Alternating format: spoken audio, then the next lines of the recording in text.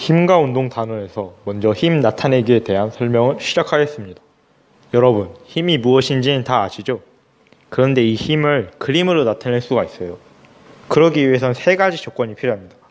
먼저 첫 번째, 힘의 크기. 두 번째, 힘의 방향. 세 번째, 힘의 작용점에 따라 달라지는데 이것을 화살표로 그리는 게 가장 편리합니다. 단호한 공기. 영상을 추가로 보겠습니다. 저기 심장 박동이 빨라지는 건.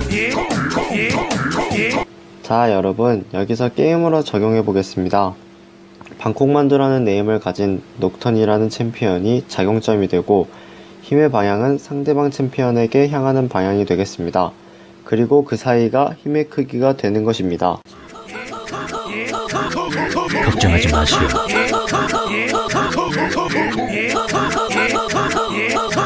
망설임은 없다.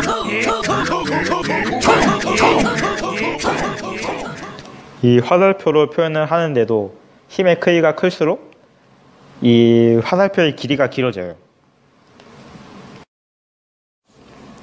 이렇게 힘을 나타낼 수 있습니다. 두 번째, 나란하게 작용하는 두 힘의 합력을 구해보도록 하겠습니다. 합력이란 두 개 이상의 힘을 하나로 합치는 것을 말하는데요. 이 합치는 과정을 또 합성이라고 말을 합니다. 그리고 지금부터 합성하는 방법을 알려드리겠습니다. 먼저 동일한 방향으로 작용하는 3N의 F1과 4N의 F2가 있습니다. 이 두 힘은 서로 같은 방향으로 향하기 때문에 서로 더해집니다. 따라서 F1 더하기 F2가 총 합력이 된다는 말이죠. 이 합력은 3N 더하기 4N, 즉 7N이 된다는 말입니다. 그 다음은 서로 반대 방향으로 작용하는 두 합력을 구하는 방법을 알아보겠습니다. 먼저 F1, 3N의 F1, 4N의 F2가 있습니다. 이 두 힘의 방향은 서로 반대이기 때문에 센 쪽이 이기겠죠? 센 쪽이 이기기 때문에 4N, F2가 더 강하다는 걸 알 수 있습니다. 근데 이것은 먼저 F1이 오른쪽으로 향하는데 F2가 왼쪽으로 향하기 때문에 4N에서 3N만큼을 빼야 됩니다. 1N이 나오죠. 이게 총 합력이란 말입니다. 자, 그런데 서로 반대 방향으로 작용하는 힘의 크기가 같을 때가 있죠. 이 F1과 F2의 크기가 같을 때 합력이 0이 되기 때문에 이때를 평형 상태라 말을 합니다.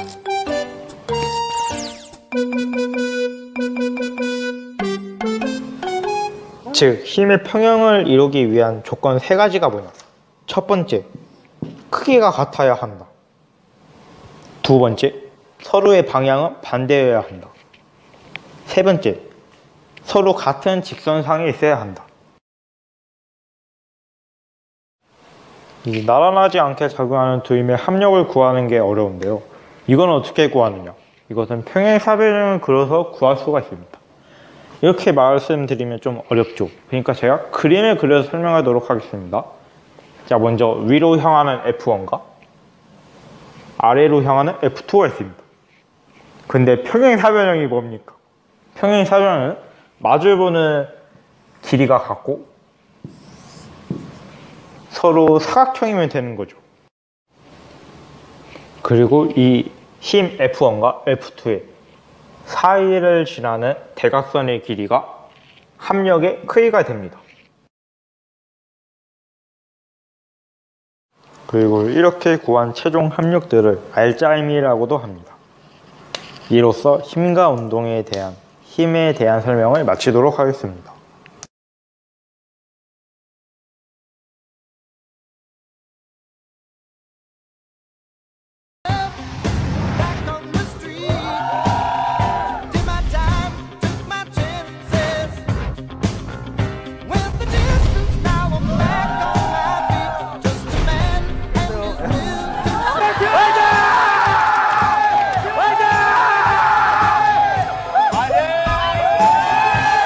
화이팅!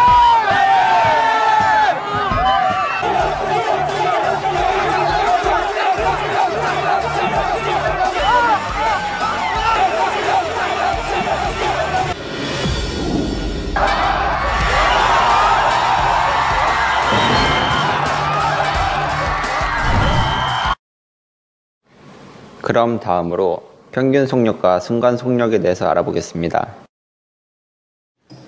그럼 처음으로 물체의 운동에 대해서 알아보겠습니다.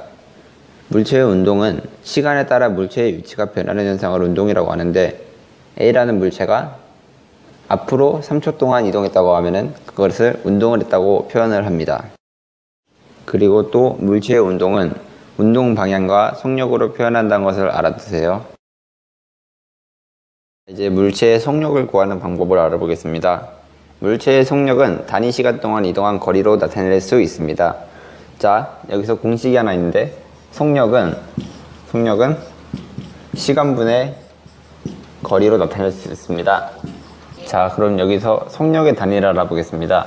속력의 단위는 m/s와 km/h로 나타낼 수 있는데, 여기서 주의해야 될 게 간혹 문제에서 m/h나 km/s로 나타낼 때가 있어요. 자, 이런 거를 구할 때는 자신이 알아서 km/s를 km/h로 바꿔주고 m/h를 m/s로 바꿔주는 능력이 필요합니다. 자, 이제 평균 속력을 구해볼 건데요. 일반적으로 속력은 일정한 시간 동안 이동한 거리를 걸린 시간으로 나누어 구할 수 있습니다. 이렇게 구한 속력을 평균 속력이라고 하는데, 평균 속력의 공식은 평균 속력 분의 B 지점에서 측정한 시각, A 지점에서 측정한 시각을 빼줍니다. 그리고 A 지점과 B 지점의 거리를 나눠주면 되는데, 이거를 쉽게 설명하자면 이렇게 수직선 위에 A와 B 지점을 표시해요. 그리고 이 사이의 거리를 300이라고 하고, A 지점에서 측정한 시간을 1초, B 지점에서 측정한 시간을 3초라고 해줍니다. 자, 그럼 공식대로 B 지점에서 측정한 시간 빼기 A 지점에서 측정한 시간을 써줍니다. 그리고 분의 A와 B 지점 사이의 거리 300, 이걸 빼주면은 2분의 300이니까 평균 속력은 150이 나오게 돼요.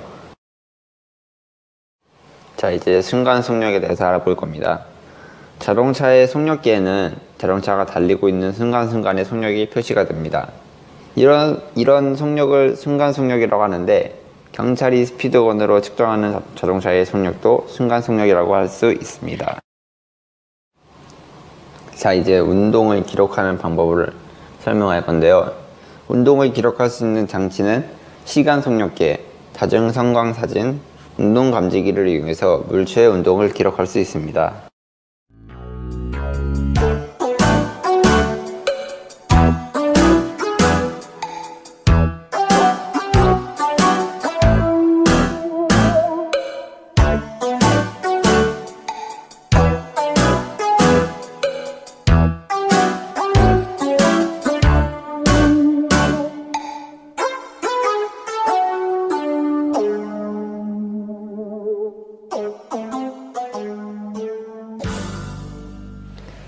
이 중 시간 기록계는 운동하는 물체의 속력을 측정할 수 있습니다. 시간 기록계에는 일정한 간격으로 점을 찍는 장치가 있고, 테이프가 일정한 속도로 움직이고 있습니다. 그런데 이 테이프의 속력이 빠르면은 점의 간격이 넓어지게 되고, 테이프의 속도가 느리면은 점의 간격이 좁아지게 되죠.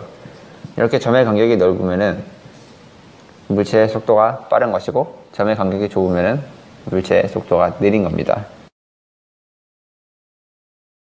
그리고 다중성광 장치도 물체의 속력을 나타낼 수 있습니다. 다중성광 장치는 사진을 찍는데, 사진에 상이 여러 개 잡히는 물체입니다. 여러 개가 잡히는데, 이 간격이 좁으면은 물체의 속도가 짧은 것이고, 간격이 넓으면은 물체의 속도가 빠른 겁니다.